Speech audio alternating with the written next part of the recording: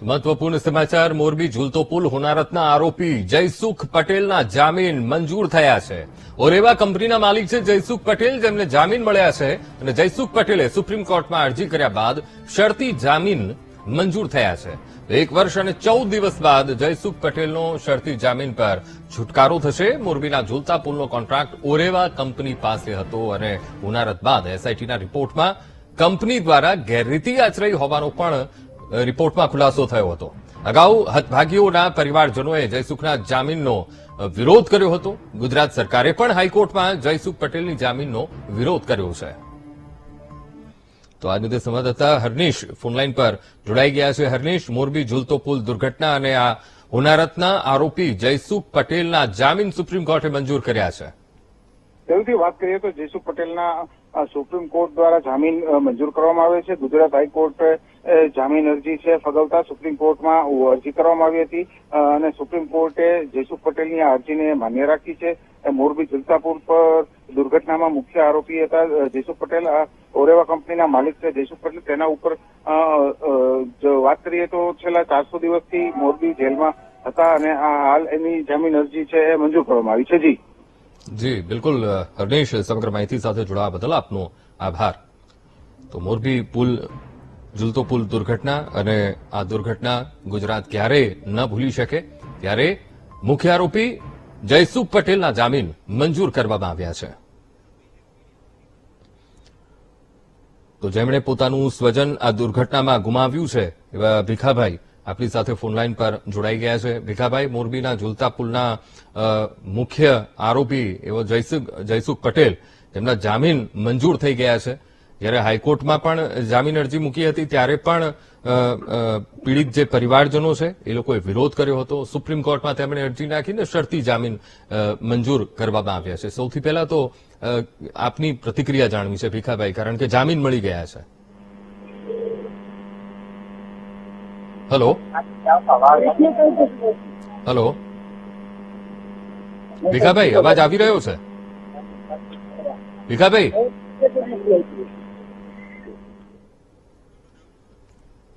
લાગે છે કે સંપર્ક નથી બની રહ્યો। તો સુપ્રીમ કોર્ટે શરતી જામીન જયસુખ પટેલના મંજૂર કર્યા છે।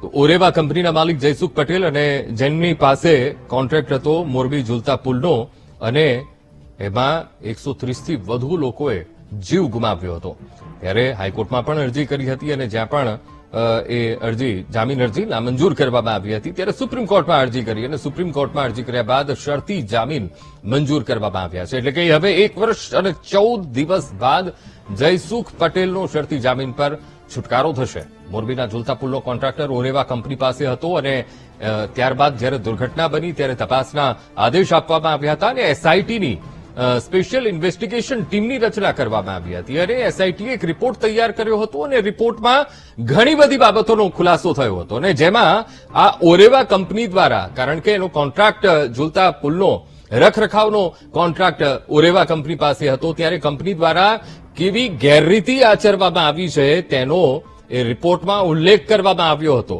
ત્યારે અગાઉ હતભાગીઓના પરિવારજનોએ જયસુખના જામીનનો વિરોધ પણ કર્યો હતો। ત્યારે ગુજરાત સરકારે પણ જ્યારે હાઈકોર્ટમાં જયસુખ પટેલે જામીન અરજી મૂકી હતી ત્યારે પણ ગુજરાત સરકારે પણ એ જામીન અરજીનો વિરોધ કર્યો હતો। ત્યારે સુપ્રીમ કોર્ટમાં તે જામીન મંજૂર થયા છે, શરતી જામીન આપ્યા છે। કેટલીક શરતોને આધીન આ જામીન જયસુખ પટેલના મંજૂર કરવામાં આવ્યા છે।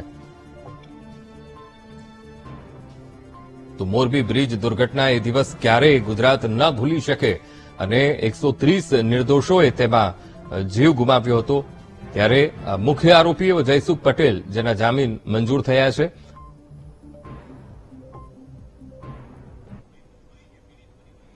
તો પીડિત પરિવારમાંથી મહેબૂબભાઈ આપણી સાથે ફોનલાઈન પર જોડાઈ ગયા છે। મહેબૂબભાઈ, મુખ્ય આરોપી જયસુખ પટેલ, જેને જામીન મળી ગયા છે, શરતી જામીન આપવામાં આવ્યા છે સુપ્રીમ કોર્ટ દ્વારા, જ્યારે હાઈકોર્ટમાં જામીન અરજી કરી હતી, નામંજૂર થઈ હતી, પણ એ જામીન અરજીનો વિરોધ જે પરિવારજનો છે, પીડિત પરિવારજનો જેમણે સ્વજનો ગુમાવ્યા છે, એ લોકોએ વિરોધ કર્યો હતો। હવે આ શરતી જામીન મળ્યા છે। સૌથી પહેલા તો આપની પ્રતિક્રિયા જાણવી છે મહેબૂબભાઈ।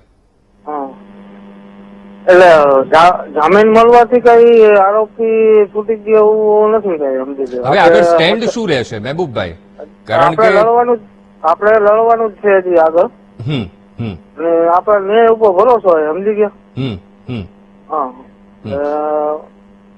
જામીન મહેબૂબભાઈ, કેવી લાગણી થાય? કારણ કે જે મુખ્ય આરોપી છે એને જામીન અરજી મળી ગયા છે, સતત આટલા 1 વર્ષથી તમે લડી રહ્યા છો, ઘરનું એક સ્વજન જતું રહ્યું છે, ઘણા તો નાના બાળકો પણ નથી રહ્યા, ત્યારે કેવી લાગણી એક ઉભી થતી હોય છે? આ લાગણી ડૂબે, પણ જે કોર્ટ જે માન્ય રાખે એ રાખવું પડે ને. તો હવે આગળની કાર્યવાહી શું રહેશે? બધા પરિવારજનો હવે શું એક્શન લેશો તમે લોકો? આગળ બસ આ જે લડાઈ છે એ અમારે ચાલુ જ રાખવાની છે અમને. બરોબર, ઠીક છે મહેબૂબભાઈ, આપ અમારી સાથે સાથે મળીને અમે જે ચાલુ છે તો ચાલુ જ રાખવાનું છે. ઓકે ઓકે કારણ કે આપણે ન્યાય માટે લડીને આપણને વિશ્વાસ છે કોર્ટ આપણને ન્યાય આપશે.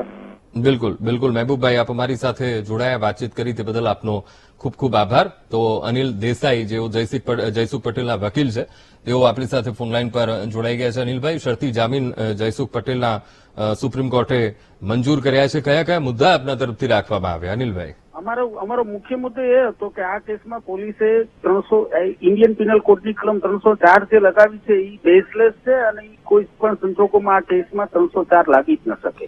અને એટમોસ્ટ જો કોઈ કેસ બનતો હોય તો આઈપીસી સેક્શન 304 એનો જ કેસ બને, એ અમારો મુખ્ય મુદ્દો હતો. બીજી વાત એ હતી કે આ કેસમાં અંદાજે 350 ઉપરાંતના સાહેદો છે.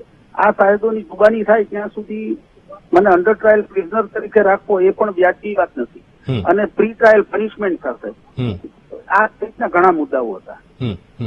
અનિલભાઈ, શરતી જામીન મંજૂર કર્યા છે, કઈ કઈ શરતોને આધીન? ખાસ તો આપણી પાસેથી એ જાણવું છે.